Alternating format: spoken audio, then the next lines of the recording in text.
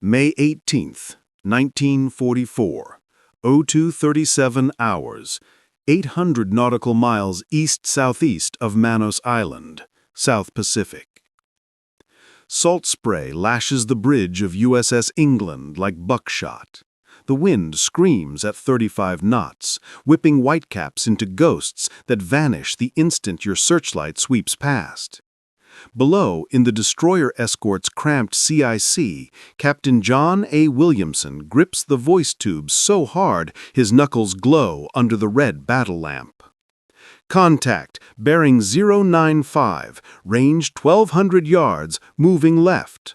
The sonarman's voice cracks. He's 21 and hasn't slept in 36 hours. Williamson doesn't blink. Designate Sierra 1. Come left to 090, all engines ahead flank. The deck tilts hard. Coffee mugs skitter across the chart table. Somewhere aft, the Hedgehog mortar crews slam home the first 24 spigot bombs, each one a 65-pound packet of Torpex, fused to detonate only on contact. No more blind depth charges rolling off the stern like drunk porcupines. This is surgery. On the scope, the blip sharpens. Depth 180 feet. Speed 9 knots. Course steady. The Japanese skipper down there, Commander Tetsunosuke Yokota, aboard I-16, still believes his wolf pack owns the night. He's wrong. Williamson's voice is calm, almost gentle. Match bearing? Shoot! 24 mortar bombs arc into the storm, trailing faint orange sparks. They hit the water in a perfect oval, vanish. Silence. 10 seconds. 15. Then the sea erupts. A column of white fire punches through the surface, higher than England's mast. The pressure wave slaps the hull like a giant's palm. Oil slicks bloom black under the searchlight, thick, iridescent, stinking of diesel and death. Sonar sings the sweetest note a hunter ever hears, the metallic groan of a submarine breaking in half. Scratch one flat top, Williamson says, almost to himself. The bridge crew stares at the burning sea, mouths open. 6 lookouts, 4 signalmen, 1 captain. None of them have ever seen a sub die this fast. But the sonar man's headphones crackle again. New contact, Sierra 2, bearing 190, range 1,500, closing fast. Williamson's eyes narrow. The wolf pack is still out there, and they just heard their brother scream. 1944, 0412 hours. Same storm, same oil-slicked graveyard. The England steams slow circles through the debris field, searchlight carving tunnels in the rain. A life raft bobs past, Japanese kanji stenciled on the rubber. No survivors. Williamson orders it left for the sharks. Mercy is a luxury when the next sub could surface any second.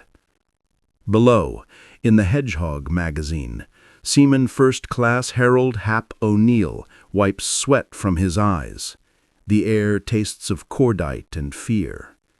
24 fresh bombs ride the spigots, fuses already spinning. Hap's hands shake, not from cold.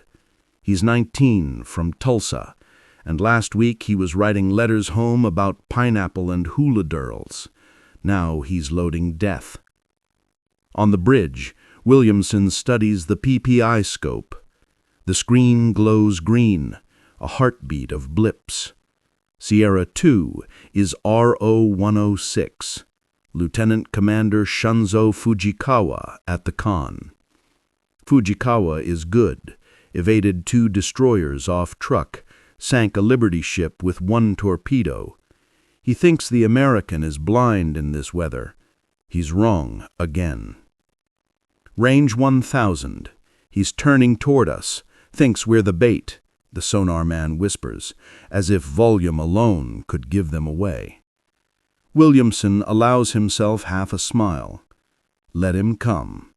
Helm, steady on 095. Guns, stand by, but do not fire. This one's for the Hedgehogs. The deck vibrates as the England holds course, a deliberate silhouette against the lightning. Fujikawa smells blood. He orders periscope depth, battery low, but pride high. One spread of torpedoes, and the Yankee destroyer becomes another statistic.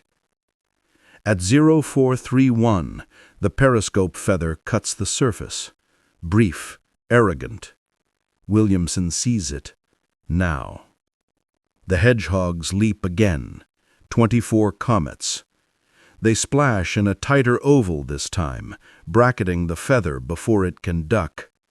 Impact. Not one detonation, but three. The first cracks RO-106's pressure hull just forward of the conning tower. The second punches through the control room. The third finds the battery compartment. Hydrogen gas ignites. The sub becomes a torch beneath the waves. The surface bulges. A geyser of fire and steel erupts, raining debris across England's forecastle. A severed periscope clangs off the depth charge rack like a church bell. 2 down, 4 to go. But the radio shack crackles alive. An intercepted Japanese transmission, frantic, high-pitched. The wolf pack knows. They're scattering, or worse, coalescing. Williamson turns to his EC, Lieutenant Commander James A. Morrison. They'll try to regroup at dawn, plot intercept courses for all 6 probable datum points. We're not waiting for them to hunt us. Morrison hesitates. Sir, we've got maybe 40 Hedgehog rounds left. After that, we ram them if we have to. The storm howls louder, as if the ocean itself is warning the remaining subs. The hunter has tasted blood, and he's only getting started. May 22, 1944. 0558 hours. The Bismarck Sea. Latitude 0 degrees 42 minutes north, longitude 150 degrees 11 minutes east. The storm has broken. A bruised sky bleeds pink and gold over a glass-calm sea. USS England lies dead in the water, engines idling, every man on deck holding his breath. The destroyer escort looks small against the horizon, like a greyhound surrounded by wolves that haven't decided whether to flee or feast. Captain Williamson stands on the starboard wing, binoculars fused to his eyes. No wind, no swell, just the low throb of the England's turbines and the distant, rhythmic ping, ping, ping of the QC sonar. Contact Sierra 3, bearing 270, range 2,000 yards, depth 150 feet, speed 3 knots. She's creeping, sir. Battery conservation. Williamson lowers the glasses. RO-104, Commander Masao Fuji, a cautious man, a survivor of the Guadalcanal milk runs. Fuji knows the Americans are low on hedgehogs. He's betting on patience. He's about to lose that bet. He speaks without turning. Signal Raby and George. Form line abreast, 500 yards. We'll herd him into the box. Hedgehogs to reload, double time. The deck erupts. Bare feet slap steel. Shell hoists clank. In the magazine, Hap O'Neill's hands are raw, but he's faster now. Muscle memory forged in fire. 24 bombs, then 24 more. The England crew has turned reloading into a ballet of death. At 0615 hours, the 3 DEs steam in perfect formation, sonar beams interlaced like searchlight fingers. RO-104 is trapped in the triangle. Fuji knows it. He orders emergency deep, blow all ballast, dive to 400 feet. But the England's sonar is too good, the water too clear after the storm. Range 800. He's turning away, trying to slip under us. Williamson's voice cuts like a scalpel. "Match bearing! Shoot!" The Hedgehogs arc high, glinting in the sunrise. They hit in a perfect ellipse. One bomb skips off the saddle tank, clang, then detonates beneath the keel. The second punches through the after battery room. The third finds the torpedo room. RO-104 doesn't explode. She implodes. The pressure hull folds like tin.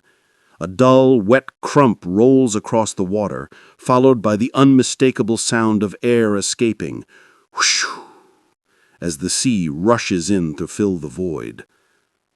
A single bubble the size of a house breaks the surface. Then nothing. 3 down. The crew of England doesn't cheer. They're too tired, too stunned, but Williamson sees it in their eyes. The shift. They're not escorts anymore. They're exterminators. Then the radar man's voice cracks over the TBS. "Skunk on the surface, bearing 040, range 10 miles, conning tower, Japanese, closing fast." Williamson's head snaps up. A sub on the surface? In broad daylight? It's RO-116, Lieutenant Commander Nakahara Tetsuro. Desperate. Batteries dead. Air foul. Crew hallucinating from CO2. He's making a suicide run. Deck gun blazing, hoping to ram or torpedo before the Americans can react. Williamson smiles for the first time in days. Guns. You finally get your turn. The 5-inch .38 on the forecastle transverses with a hungry whine. But as the range closes, something glints on RO-116's casing. Torpedo tubes, trained forward, loaded.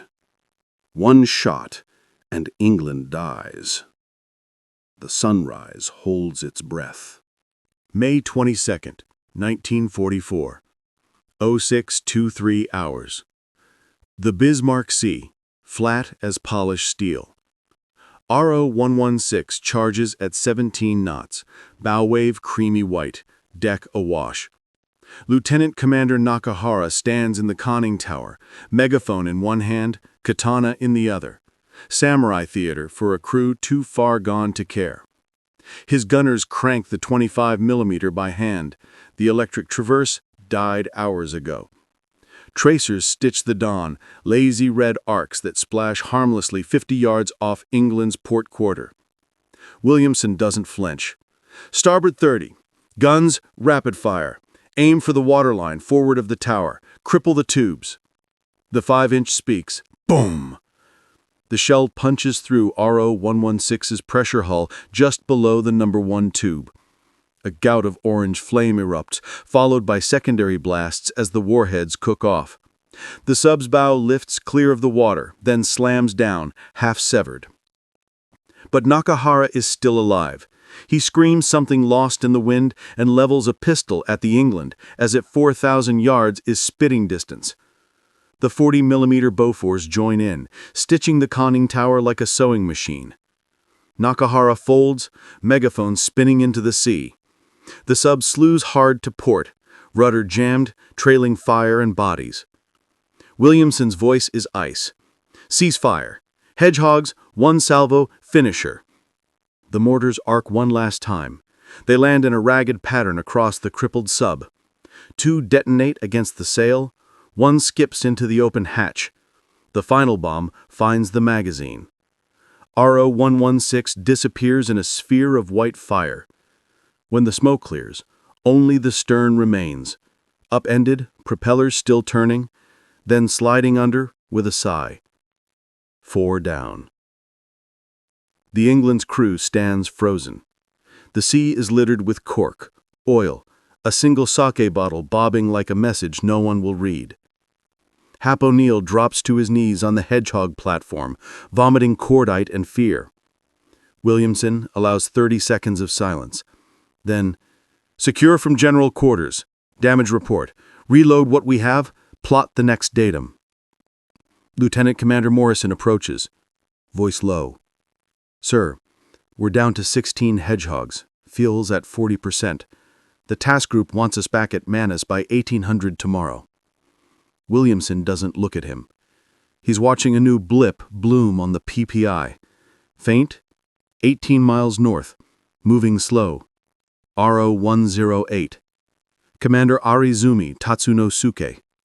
The Wolfpack's senior officer, the one who started this hunt. He's running, but he's hurt. Battery acid in the bilges, crew down to one lung between them. He thinks distance is safety. Morrison waits. Williamson turns.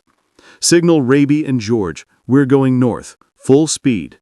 We end this where it began, on our terms. The England screws bite water. The sunrise fades behind her, replaced by a sky the color of dried blood. Somewhere beneath, Arizumi listens to the American destroyer's heartbeat growing louder, and for the first time in his career, he prays to a god he doesn't believe in. 1944. 0147 hours. 120 nautical miles north-northwest of the last kill. The moon is a thin blade, silvering the swells into razor wire. USS England runs dark. No running lights, no exhaust glow, only the low growl of her turbines and the ping, ping, ping of the sonar that never sleeps. Captain Williamson hasn't left the bridge in 19 hours. His eyes are red slits, but the hand on the voice tube is steady. Range to Sierra 5, 900 yards in closing. Depth 200 feet. He's crawling on one screw, sir, trying to sneak past us to the Gilberts. RO 108. Commander Arizumi Tatsunosuke. The Wolfpack's Alpha. He's flooded 2 compartments to reduce his silhouette. Ordered the crew to lie flat so their breathing doesn't fog the sound gear. 47 men sharing the air of a coffin. On England's Hedgehog platform, only 12 bombs remain. Hap O'Neill loads them one by one, whispering the count like a prayer. 1 for the skipper, 2 for the cook. His fingers are bleeding, but the rhythm is perfect. Williamson leans over the scope. The blip is a heartbeat. Slow, stubborn. He knows we're low, thinks we'll hesitate. Helm, come left to 240. We'll cross his stern and box him against the thermocline. The England pivots, a shark turning on a dime. Raby and George shadow her a mile abeam, silent partners in the kill. At 0204, Arizumi smells the trap. He orders a desperate burst, full speed on the starboard screw, hard left rudder. The sub lurches, cavitation screaming like tearing metal. Too late. Match bearing. Shoot. 12 Hedgehogs, half a salvo, arc into the night. They hit in a tight cluster just aft the conning tower. 1 bomb skips harmlessly. 2 detonate against the saddle tanks. Fuel oil ignites in a greasy bloom. The 9th finds the propeller shaft. RO 108 whipsaws. The stern rises, screw thrashing air. A klaxon wails underwater, then cuts off as the hull breaches. Arizumi's last order is lost in the inrush. The sub hangs vertical for 3 heartbeats, bow down, sail awash, then slides under with barely a ripple. No explosion. Just the soft glug, glug, glug of a throat swallowing. 5 down. Williamson exhales through his teeth. Secure the guns. Depth charge crews stand easy. Sonar, keep sweeping. 1 more ghost out there. The crew doesn't cheer. They're beyond that. They're machines now, running on coffee, hate, and the rhythm of the Hedgehog song. Then the sonar man's voice, hoarse, disbelieving. Captain, new contact. Sierra 6, bearing 130, range 400 yards. Depth 50 feet. She's rising. Rising? In the middle of the night? The scope paints a nightmare. RO 105. Lieutenant Commander Koji Okamoto. Batteries dead, air unbreathable, crew suffocating. Okamoto has 1 card left. Surface, ram, and scuttle with all hands. A final bonsai to take the American devil with him. The conning tower breaks the surface like a black dagger. Floodlights snap on. Japanese sailors spill onto the casing, wild-eyed, rifles raised. The deck gun traverses with a squeal. Williamson doesn't hesitate. All guns, fire at will. Hedgehogs, emergency reload. But there are no hedgehogs left. The England's 5-inch thunders. The first shell takes RO-105's bow off at frame 20. The second punches through the sail. Tracers from the 40mm rake the casing, cutting men in half. Okamoto stands on the bridge, uniform burning, screaming defiance into the muzzle flashes. A 20mm burst stitches across his chest. He topples backward into the sea. The sub rolls, hatches open, men leaping into the water rather than burn. England's searchlights pin them like insects. No one fires on the swimmers. Williamson's order is simple. Let the sea take its own. RO-105 sinks in 90 seconds. Stern first. Propellers still turning. The last man aboard, a teenage signalman, raises a rising sun flag on the periscope staff as the water closes over his head. 6 down. 6 days. The England steams through the flotsam. Dawn is 2 hours away. The wolf pack is gone. The hunter is alone with the ghosts. May 24th, 1944, 0600 hours, the Bismarck Sea, 400 miles from anywhere that matters. The sun rises clean and merciless, turning the water into hammered copper. USS England drifts in a circle of oil and wreckage. Cork belts, a shattered periscope, a child's sandal floating sole up. The smell is diesel, scorched paint, and something sweeter. The copper tang of blood that is soaked into the teak deck and will never quite scrub out. Captain John A. Williamson stands at the rail, cap in hand, hair plastered with salt and sweat. He hasn't slept in 6 days. His uniform hangs like wet paper. The crew calls him Iron John behind his back, but right now he looks like any other exhausted man staring at the cost of victory. 6 Japanese submarines, 287 souls, gone. Lieutenant Commander Morrison approaches with a mug of coffee, real coffee, hoarded from the wardroom. Williamson waves it away. Later. Sir, Raby reports no further contacts. Task Group 77.2 wants a full report. They don't believe the tally. Williamson's laugh is a dry rasp. Tell them to come count the oil slicks. A bosun's whistle shrills. The crew assembles on the forecastle, 93 men in dungarees stiff with grime. Hap O'Neill stands front and center, hands bandaged, eyes too old for 19. The Hedgehog platform behind him is empty, spigots gleaming like accusing fingers. Williamson steps onto a ready-use ammo box. No megaphone. He doesn't need one. You did what the textbook said was impossible, he begins. His voice carries over the slap of waves against the hull. 6 subs, 6 days. Not with luck, not with bigger guns, with precision. Every mortar, every bearing, every reload, perfect. He pauses. A gull wheels overhead, screaming at the carrion it can't reach. But perfection has a price. Those men down there, he gestures at the sea, they were sailors too. Fathers, brothers, doing their duty the way we do ours. Remember that when the bands play and the headlines scream. A murmur ripples through the crew. No one expected this. Williamson isn't done. We go home now. Manus first, then Pearl. There'll be medals, promotions, a ticker tape parade if the war lets us have one. But medals don't scrub the smell of diesel out of your nightmares. They don't bring back the kid from Tulsa who loaded the last bomb with his own blood on the spigot. Hap's shoulders hitch. Someone behind him sobs once, then chokes it off. Williamson steps down. Dismissed. Secure for sea. Course 180. And someone finds Seaman O'Neill a clean shirt. The crew disperses slowly, boots shuffling. The England screws bite water again, turning south. The wake stretches behind her like a scar. In the radio shack, the yeoman types the final signal.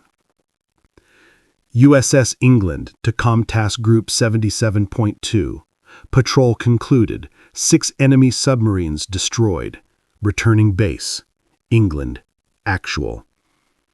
He hesitates, then adds a line no regulation allows. The sea is quiet. The England steams into the morning alone. Behind her, the oil slicks thin and vanish. Ahead, the war waits. Bigger fleets, bloodier beaches, horrors yet unnamed. But for 1 week in May, a single destroyer escort wrote a legend in fire and steel, and the Pacific itself learned a new word for fear. 6 subs, 6 days, 1 ship. And somewhere in the depths, the Wolfpack's ghosts drift in silence, wondering how the hunter ever became the storm.